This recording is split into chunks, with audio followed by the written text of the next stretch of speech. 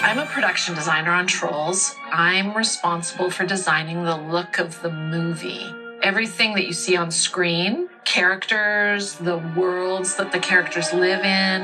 Our film is a very rich, textural 3D experience. It's a 3D world that's completely felted, and that's never been done before.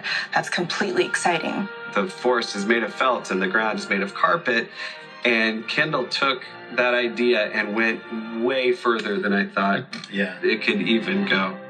For animators, we have to build that forest, which is really challenging, but it's also really creatively exciting.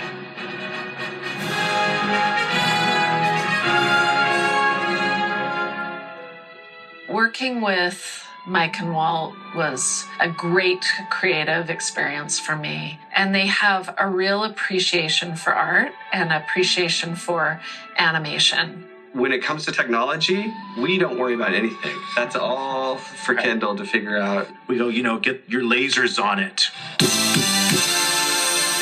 I mean, we have an awareness of it, and they talk to us. I have a great respect for it because I don't want to do any of that stuff. But no one ever told us no. The fiber art quality to the film came from the idea that our characters are at one with their forest. We ended up felting them and giving them sort of a gummy bear interior that's really saturated color and flocking them with a fiber finish. So they almost became like succulents in the forest, which melded with their whole philosophy of living in this particular world. At one point, they were gonna be naked. Oh my God. And we thought, we can felt them. That means they're dressed. We're good. That changed. We ended up dressing them, but the felted part stuck.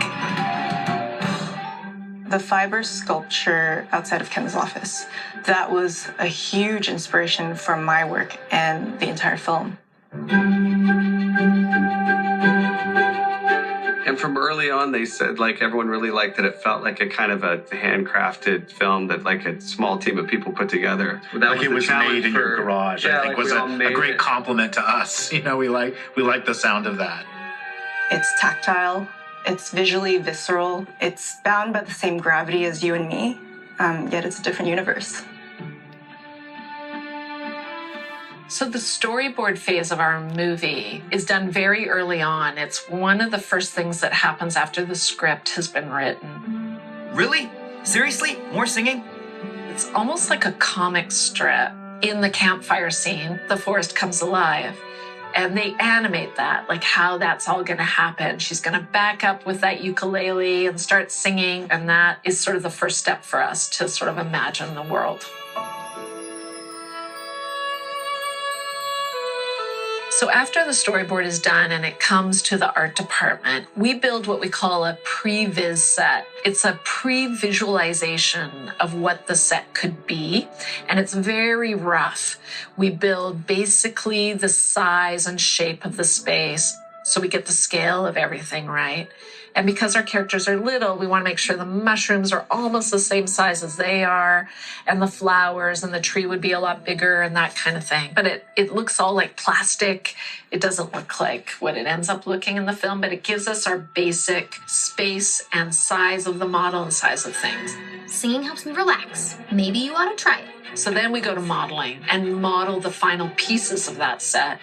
And then that set goes to surfacing, and they surface all the flowers and the grass and the mushrooms, and the effects works on the fire that's in front of them. And all these departments are now in there creating this. Animation then gets in there and starts animating the characters in that real final set.